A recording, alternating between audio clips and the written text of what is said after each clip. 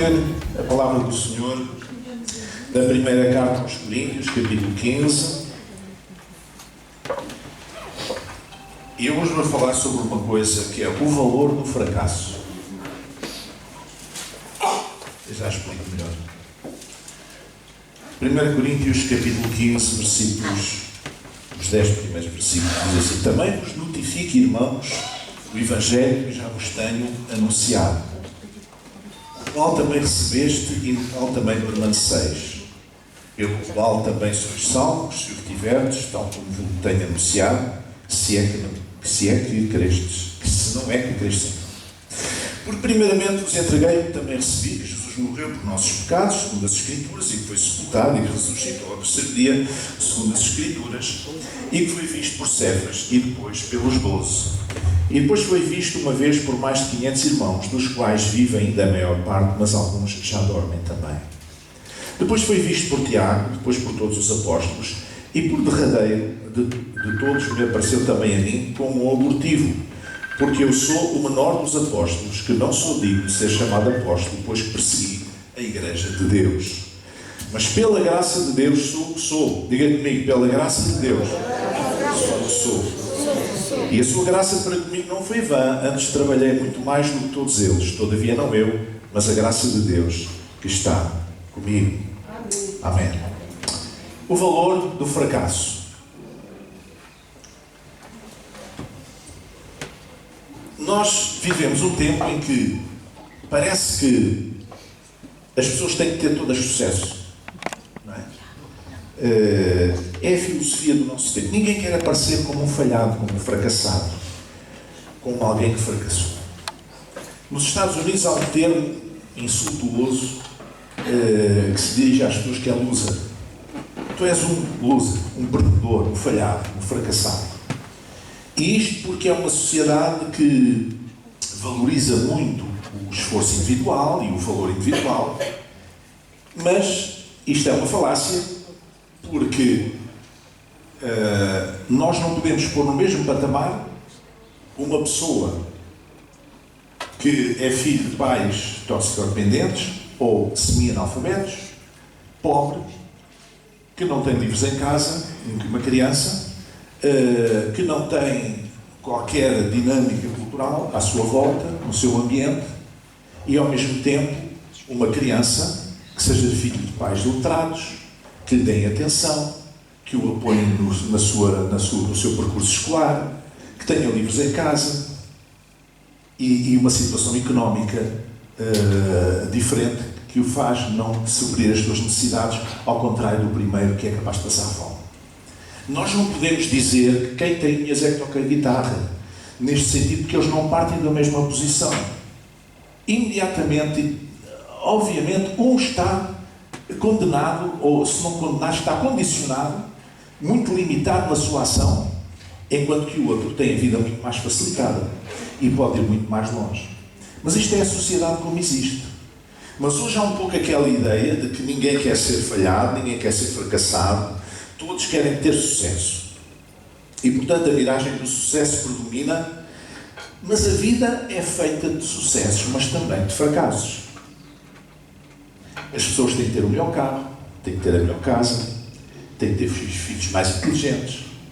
É um pouco a filosofia do mundo, não é? Da sociedade. É isso que nós vemos. E quando não têm o melhor carro, andam com um carro que não é deles. Ou não o pagam, ou emprestado, ou quando não têm aquilo que gostariam de ter pelos seus próprios meios, fingem que têm. Enfim, é o mundo em que nós vivemos. E, portanto, as pessoas não querem fracassar nem na família, não é? Seja através dos divórcios, das separações, dos filhos desencaminhados. Há uns bons anos, esta parte, um pastor meu amigo dizia-me assim, que tem 6 filhos, dizia-me assim, um deles descambou. E ele disse-me assim: Brizos, onde é que eu falhei? E eu virei para ele e disse: pá, tu não falhaste, tu tens 5 filhos impecáveis, 5 filhos fantásticos, que tens que te orgulhar deles, só te podes orgulhar deles. Tens um que descarrilou, o problema é dele, não foi a tua educação que deste a um, deste a todos, foi a mesma coisa.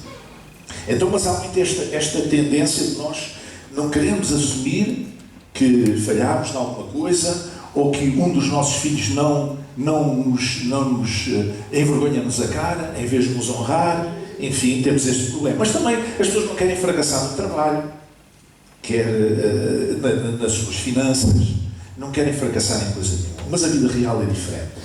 Eu vou-vos dar 7 exemplos de homens e mulheres famosos que começaram por experimentar um rotundo fracasso.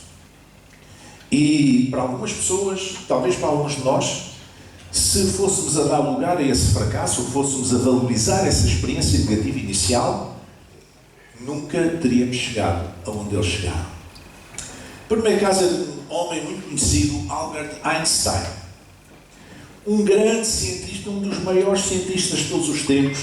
Um homem que criou a teoria da relatividade, que revolucionou toda a física. Pois este homem, o menino Albertinho, começou por falar muito tarde. Começou a falar aos 4 anos de idade. Parecia que tinha ali um problema de desenvolvimento grave.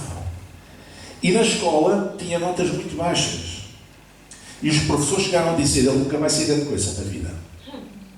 Nunca vai ser grande coisa na vida. E, no entanto, o que é que ele fez? Ele foi um dos maiores cientistas de todos os tempos. Ainda hoje, se nós fizermos um ranking dos grandes cientistas, ele está nos primeiros lugares. Ou seja, um homem que não ficou a falar para o seu fracasso, para as suas limitações iniciais, mas que foi à luta e fez do fracasso um degrau para o sucesso. Vou-vos dar outro exemplo. Michael Jordan, um dos maiores atletas do mundo no basquetebol americano. Quando ele estava na escola, e vocês sabem, nos Estados Unidos, o basquete é muito popular e nas universidades há equipas de basquete, há um campeonato nacional de basquete das universidades, depois um segundo profissional, e mesmo nas escolas secundárias há equipas de basquete, todas as escolas têm um campo de basquete com as tabelas e tal, e é um desporto muito popular. Pois ele foi descartado da equipa da escola. O treinador da equipa da escola disse: tu não serves para isto, vai-te fazer embora. Ele foi para casa e chorou.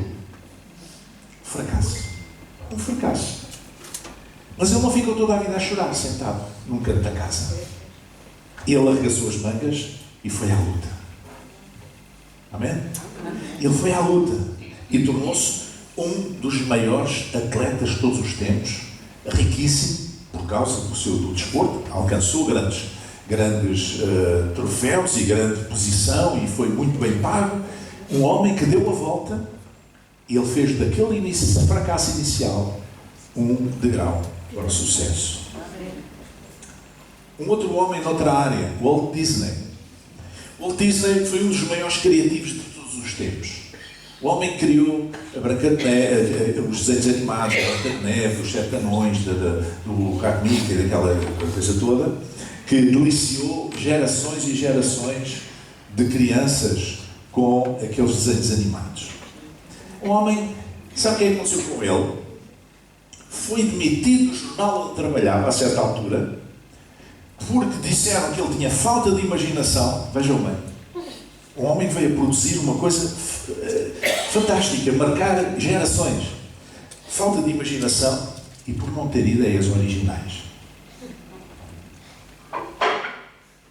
Mas ele não ficou agarrado a isso, ele não ficou traumatizado por causa disso.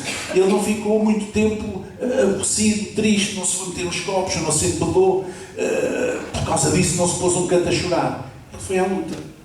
E tornou-se um dos maiores criativos de todos os tempos no mundo da animação, no mundo do cinema, no mundo das artes. Um homem que fez daquele fracasso um degrau para o sucesso da sua vida. Vamos ver um outro homem de outra área. Steve Jobs. Foi o fundador da Apple, uma das maiores companhias de informática do mundo. Com 30 anos, ele foi demitido de uma companhia que ele tinha criado, tinha fundado, e ficou devastado, sentiu-se devastado e completamente deprimido. Mais uma vez.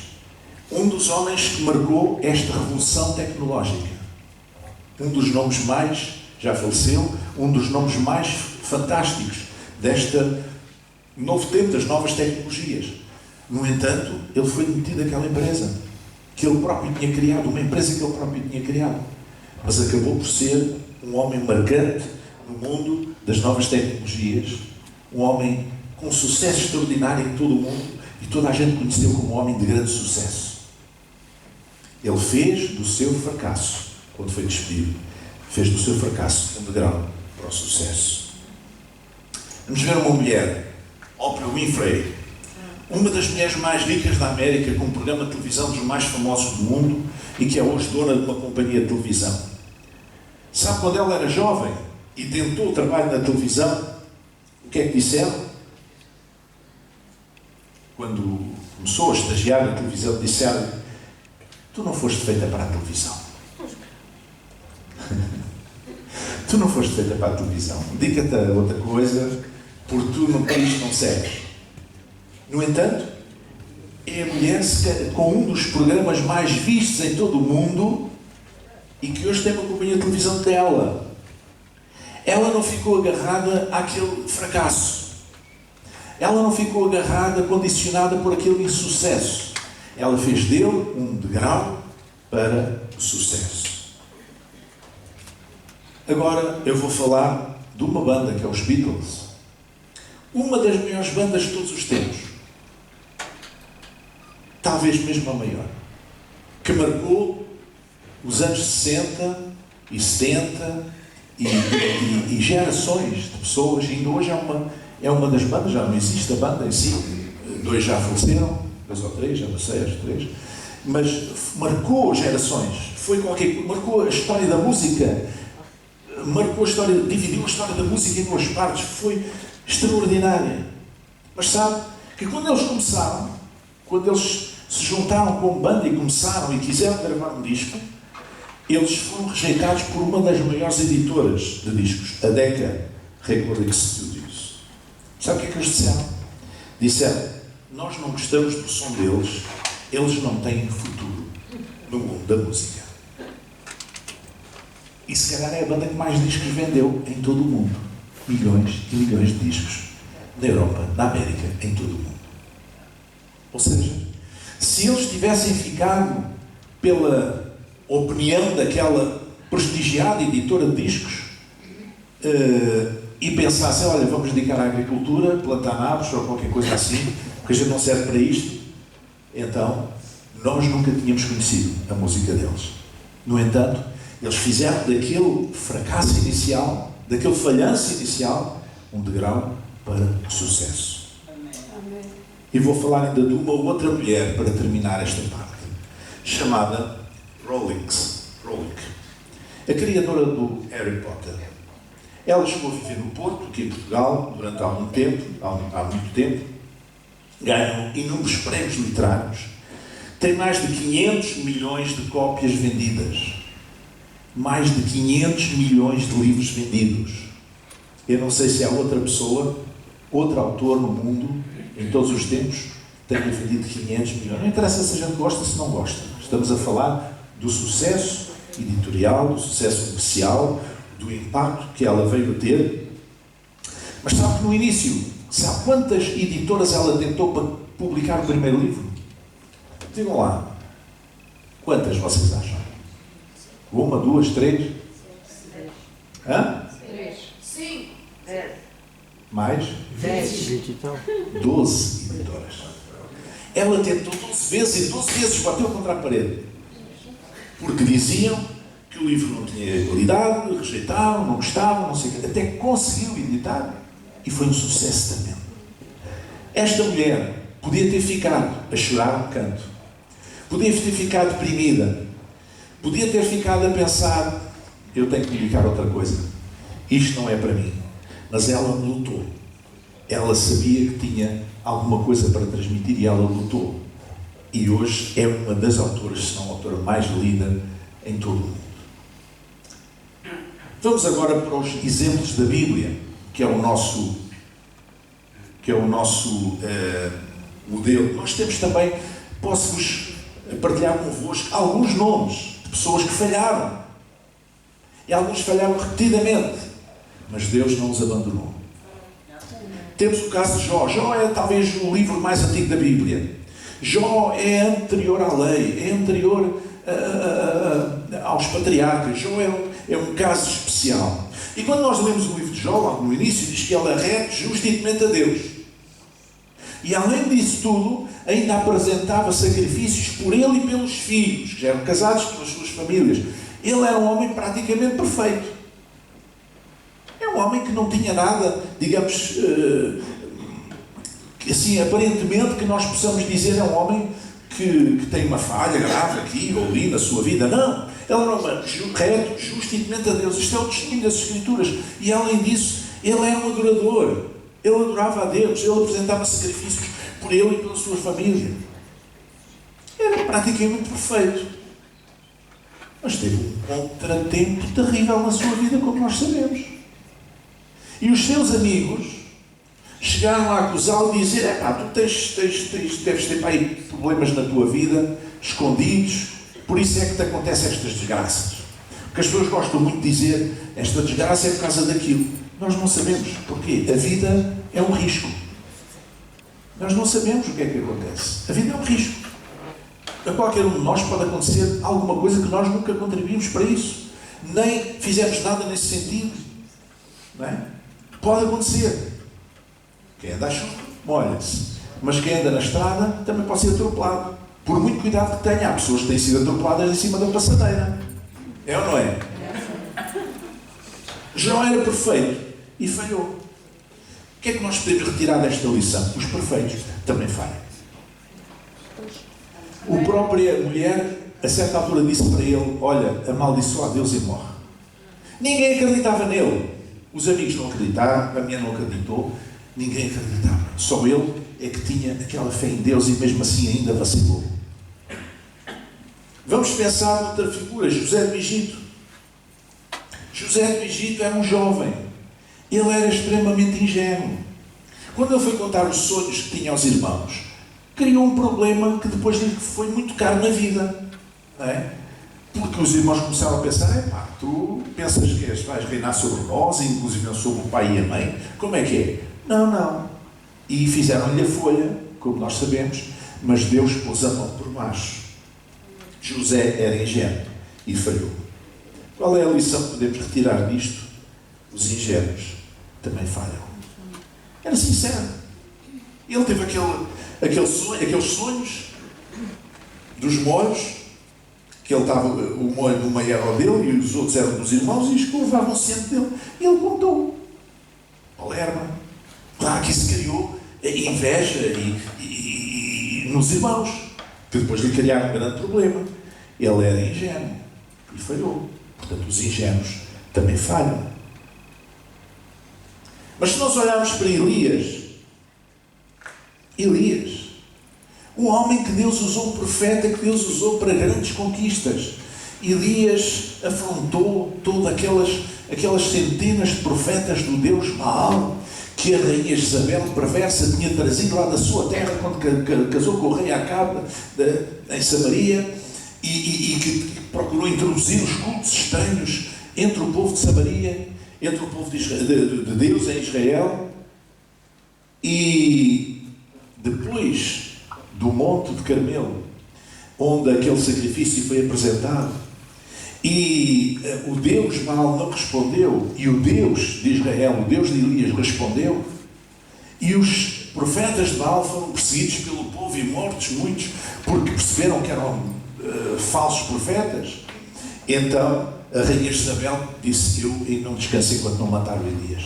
Elias fugiu e andou escondido, até que a uma certa altura ele pediu a Deus para morrer. Ele disse: eu prefiro morrer. Ora, uma pessoa que diz a Deus que prefere morrer está a falhar, porque nós sabemos que a nossa vida pertence a Deus.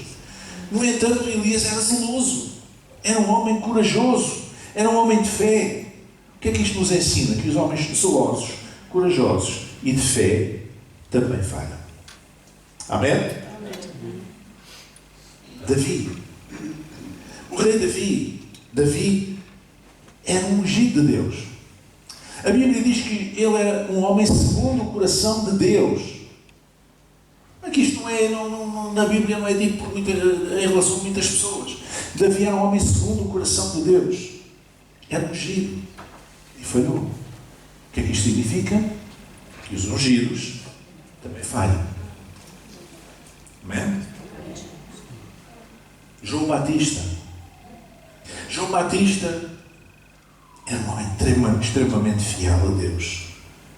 Um homem que deu a sua vida, ficou sem cabeça por causa de não deixar de anunciar a palavra, não deixar de anunciar o reino de Deus, não deixar de anunciar a pregação do arrependimento que aquele povo precisava de ouvir, não deixar de anunciar o pecado. E ele morreu por causa disso. Ele era fiel a Deus, era fiel à sua vocação, era fiel ao ministério para o qual Deus o levantou. Era um homem extremamente fiel. Qual é a lição que podemos tirar disto? Os fiéis também falham. Qual é então o valor do fracasso? Porquê é que o fracasso tem valor? Porquê é que eu digo que o fracasso tem valor? Porque ele ajuda-nos a refletir sobre aquilo que correu mal e a corrigir os nossos procedimentos. Quando nós fazemos alguma coisa que corre mal, que nós fizemos, que nós provocámos e correu mal, nós sentamos e pensamos, então, o que é que correu mal aqui? Talvez eu possa, para a próxima vez, se calhar já vou fazer diferente. Então o fracasso ensina-nos isso.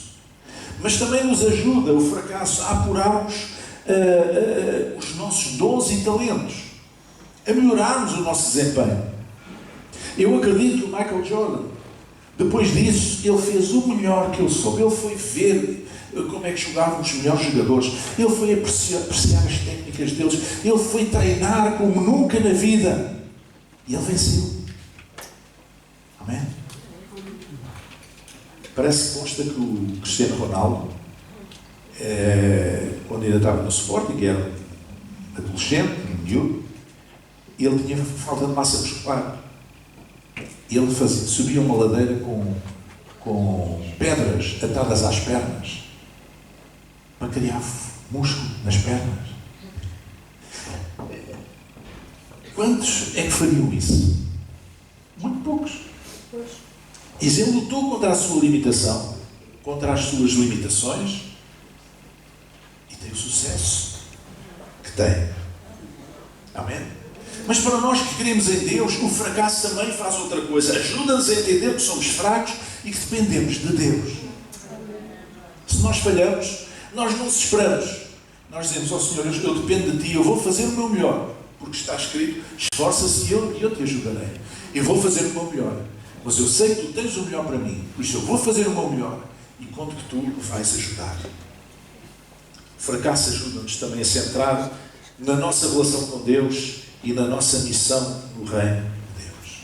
O que é que eu estou aqui a fazer? O que é que Deus me chamou para fazer? O que é que Deus me vocacionou para fazer?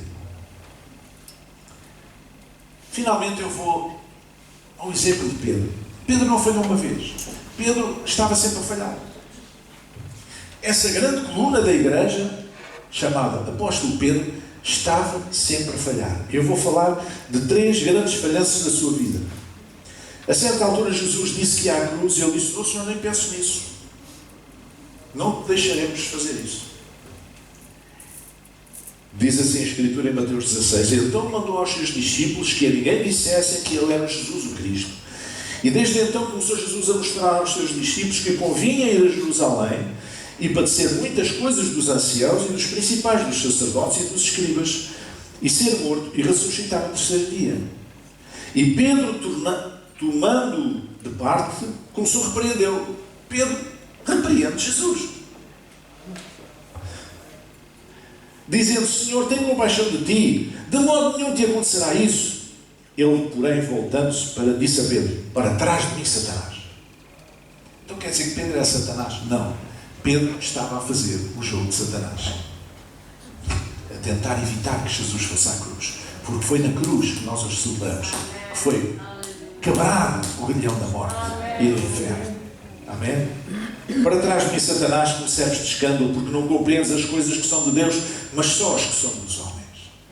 Pedro estava a raciocinar em termos humanos apenas, e não em termos espirituais. Estava a raciocinar na carne e não no espírito. E por isso ele disse, não, espalhou-se ao comprido. A ponto de Jesus virasse para eles e para trás de mim, Satanás, com o servo de escândalo, espalhou-se ao comprido. Pedro falhou. Um segundo momento em que Pedro falhou. João capítulo 13 diz assim: Jesus, sabendo que o Pai tinha depositado nas suas mãos todas as coisas e que havia saído de Deus e ia para Deus, levantou-se da ceia, tirou as vestes e, tomando uma toalha, cingiu-se.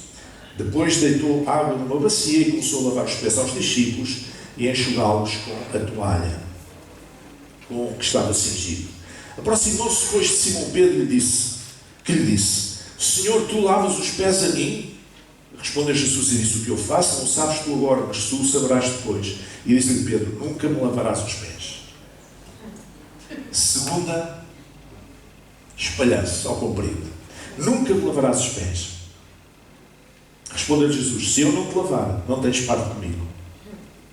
Mas desta vez o Simão Pedro abriu os olhos rápido e ele disse: Senhor, não só os pés, mas também as mãos e a cabeça. Já agora dá-me bem.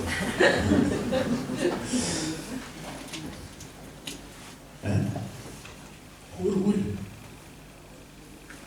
espalhou-se outra vez, falhou completamente, fracassou completamente uma segunda vez. E eu vou falar de uma terceira vez que toda a gente conhece, que é quando ele negou o Mestre 3 vezes. Então, prendendo Jesus e o levaram e o puseram em casa do sumo sacerdote. E Pedro seguiu de longe, e havendo acendido fogo no meio do pátio, estando todos assentados, sentou-se Pedro entre eles, e como certa criada, vendo estar assentado ao fogo, pusesse os olhos nele, disse: este também estava com ele. Porém ele negou, dizendo: mulher, não o conheço. E um pouco depois, vendo o outro, disse: tu também és deles. Mas Pedro disse: homem, não sou. E passada quase uma hora, um outro afirmava, dizendo: também este verdadeiramente estava com ele, pois também é galileu. E Pedro disse: homem, não sei o que dizes. E logo estando ele ainda a falar, cantou o galo. E virando-se o Senhor, olhou para Pedro. E Pedro lembrou-se da palavra do Senhor, como lhe havia dito: antes que o galo cante hoje, me negarás 3 vezes. E saindo Pedro para fora, chorou amargamente. Portanto, Pedro passava a vida a falhar. Passava a vida a tirar o lado. No entanto, veio a ser uma coluna da igreja. E, portanto, a grande lição que nós podemos retirar de tudo isto é que o fracasso pode ser meio caminho andado para o sucesso. Depende da maneira como nós lidamos com o fracasso. Depende da maneira como nós encaramos esses falhanços da nossa vida, quando as coisas não correm como nós esperamos. E se nós soubermos lidar de forma madura e espiritual com o fracasso, então nós estamos no caminho do sucesso. Amém? Outras vezes o fracasso é apenas aparente. No caso de Jesus, há pessoas que achavam que Jesus aparentemente fracassou porque morreu crucificado. Andou 3 anos e meio a fazer tanta coisa, a ressuscitar mortos, a curar cegos, coxos, paralíticos, a alimentar multidões, a fazer coisas fantásticas, e agora acaba morto numa cruz de maldição, como um criminoso, ainda por cima uma morte de tortura pelos romanos. Ele falhou, fracassou. Não, era um fracasso aparente, porque realmente ele não fracassou. Ele venceu a morte. E ao ser sepultado ao 3º dia, crucificado e sepultado, ao 3º dia ressuscitou dentre os mortos, quebrou os grilhões da morte.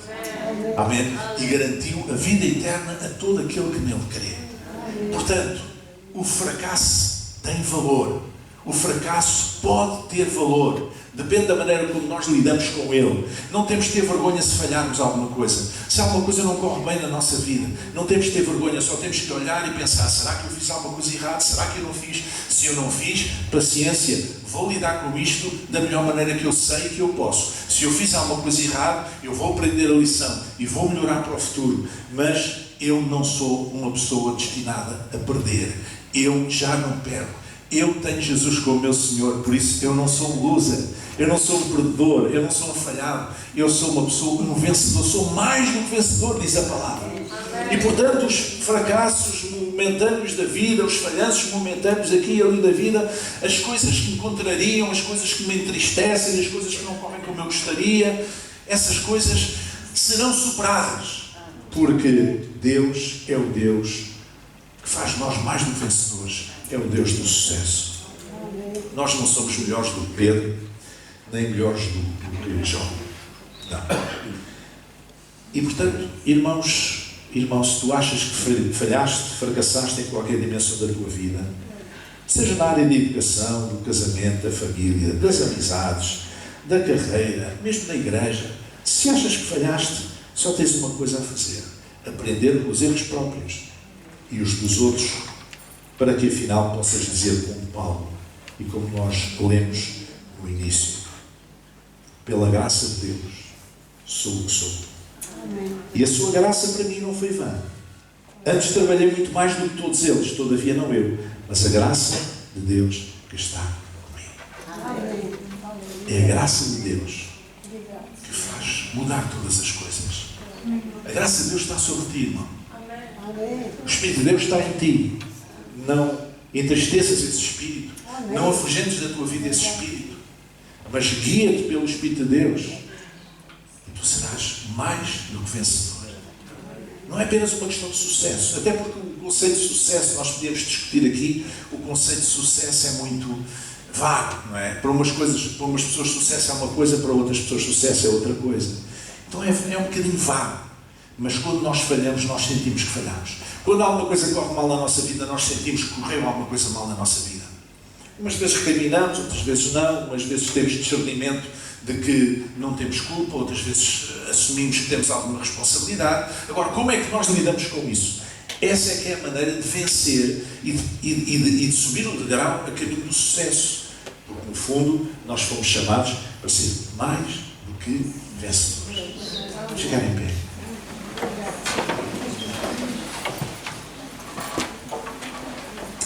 Nosso Deus e Pai, esta manhã nós queremos agradecer-te porque Tu és um Deus que nos tem chamado, ó Deus, a sermos mais do que vencedores em nome de Jesus, ó Pai. Mais do que vencedores por aquele que nos amou. E nós sabemos que Jesus nos tem amado com um amor incondicional.